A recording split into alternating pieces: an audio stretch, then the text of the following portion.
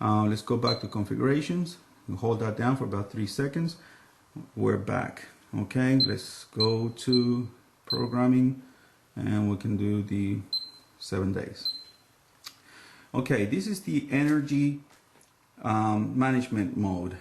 What you need to do here, you need to turn this on when you're doing a programming, 7-day programming, because if you set it for, say, on a hot day, or you want it 74 degrees when the morning starts, or you want 78 in a cold day when in the winter when you're getting out to work, basically the unit will manage to start prior to the set time, so that by that set time is right on the money in terms of temperature. So that's very important.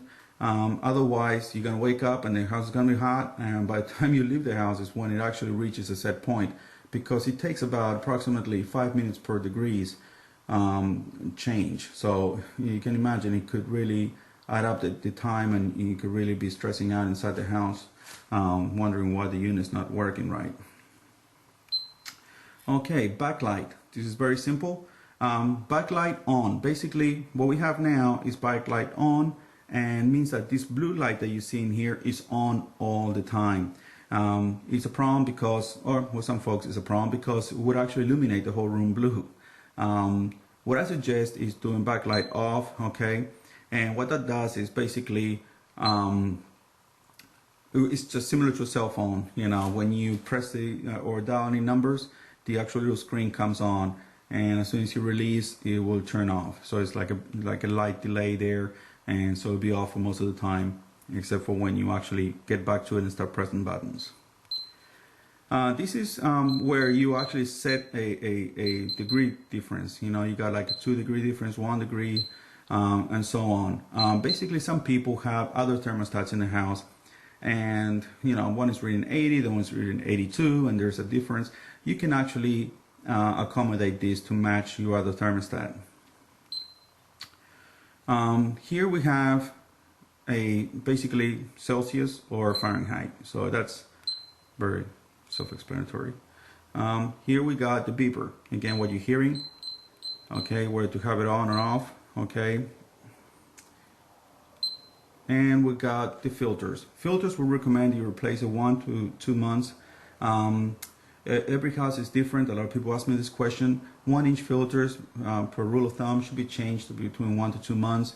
However, every home is different. I would judge upon that by taking a look at it, but do change your filters several times a year. 125 actually is about right. It's about 1.5 months. And you can judge upon that, double on it if you want 3 months.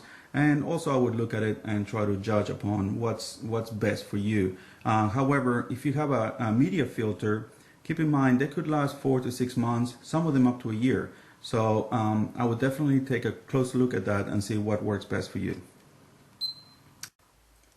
Okay, UV light setting. This here is basically, you should know whether or not you have a UV light in your system. Most customers know when they have that because it's installed in the day of installation or even a later date. What this does is an actual light that is installed in the air handler, in most cases facing the coils. It actually, when any air is being transferred through that light, it kills any bacterial growth and that type of thing. It's a real good idea if you don't have one to have one installed. Now generally these lights are being changed out yearly. That is the recommendation of, I say, over 90% of the manufacturers that create these lights. There are some out there that, they say as good as to 2 years.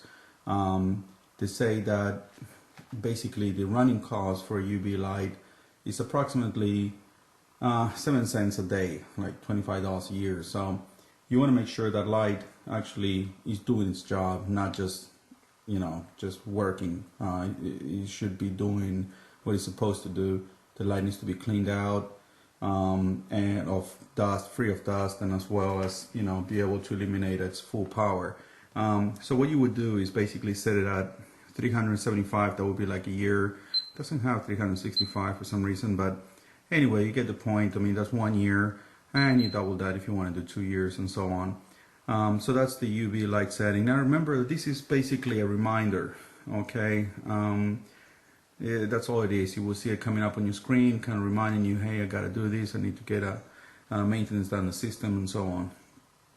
Scrolling again, we'll go to pad. This is the humidifier pad, and again, you need to understand like what is the required change out time, and you go accordingly. And again, we'll back down to relative humidity. So basically, that kind of concludes the whole scrolling through this thermostat. And what we're going to do, we're going to run this, okay, and we're back to the main screen. What this is doing right here is showing us again the set point temperature, the room temperature, the time, and we have in this side we have what we call the cool setting, off setting, heat, and auto. Auto is a great feature. Basically, it has 2 or 3 degrees offset.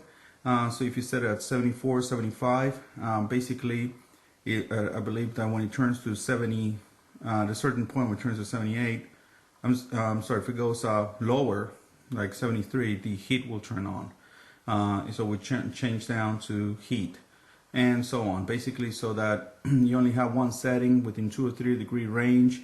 You will always have cooling or heating in the house without having to touch the thermostat. This works great.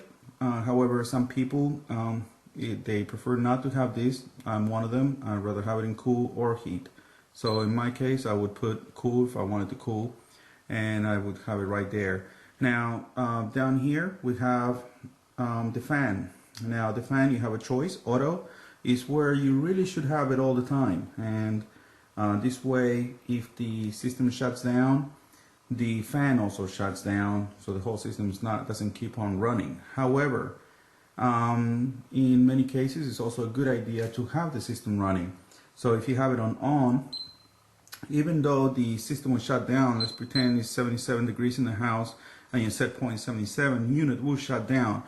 What we have here now is a new setting with the fan. However, the fan being on, the system will still keep on cycling air. So basically, it will filter through your filtration system. So it's a good idea to use that instead of not having any air circulating in the house. It would actually help clean the air. Now, is actually will work really effective if you have a media filter, like a 5-inch media filter. Those they really get down to eliminating, and it's very high on the microns. So I would definitely recommend that if you have a UV light and a media filter. Okay, and pretty much that concludes that. Let's run into, let's see, menu, and let's run a schedule.